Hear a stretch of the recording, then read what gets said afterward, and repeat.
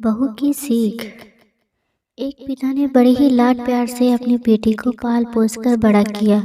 सर्वगुण संपन्न होने पर पिता ने अपनी पुत्री का विवाह कर उसको विदा भी कर दिया।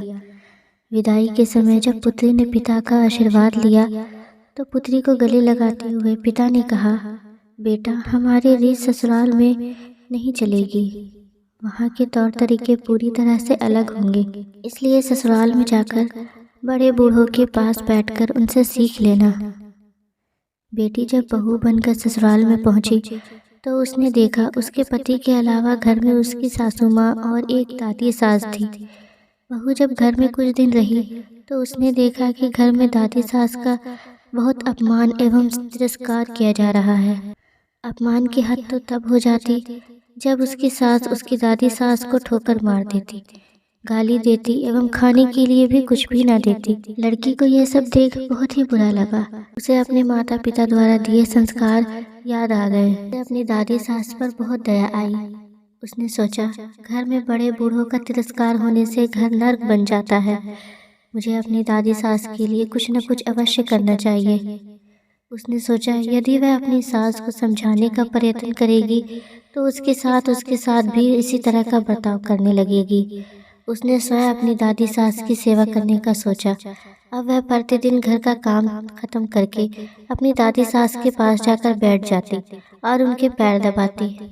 कुछ दिनों पश्चात ही सास को बहू का इस तरह दादी सास के पास बैठना और उनकी सेवा करना बिल्कुल भी अच्छा नहीं लगा। एक दिन सास ने बहू को बुलाया और उससे कहा, बहू तुम घर का सारा काम छोड़कर सदैव दादी सास के पास क्यों जाकर बैठ जाती हो। बहू को यह सब पता था कि एक न एक दिन उसकी सास उससे यह प्रश्न अवश्य पूछेगी। बहू ने कहा, माँ जी मैंने घर का सारा काम समाप्त कर लिया है, यदि फिर भी कुछ बाकी रह गया है तो काम बताइए। सास बोली, काम तो कुछ भी नहीं है, परंतु दिन भर दादी सास के पास बैठना अच्छी बात नहीं।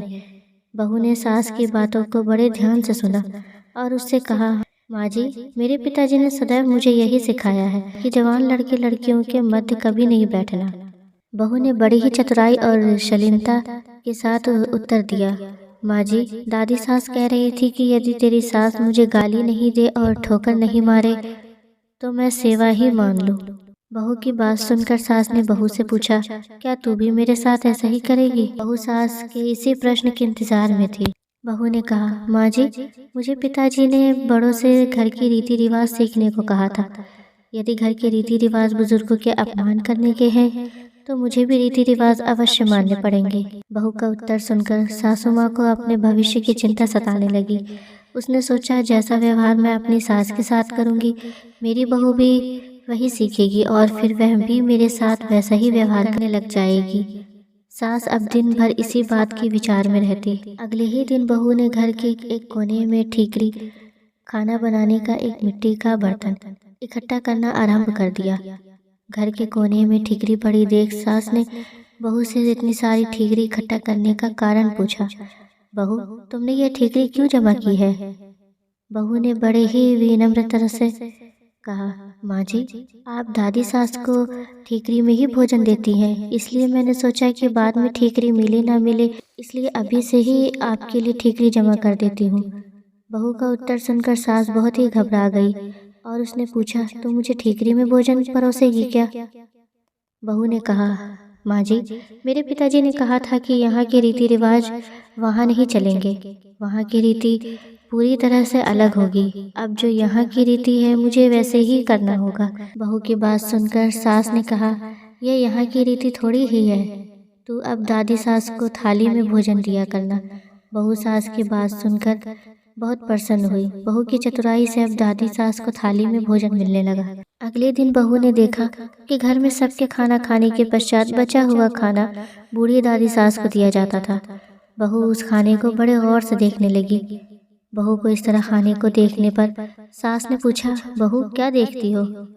बहू ने कहा, सीख रही हूँ घर के बूढ़ों को क्या खाने को दिया जाना चाहिए। बहू की बात सुनकर सास ने घबराकर कहा, बेटा यह कोई घर की रीत थोड़ी है, कल से तू दादी सास को पहले भोजन दिया करना। बस अगले दिन से ही दादी सास को एकदम से बढ़िया भोजन मिलने लगा।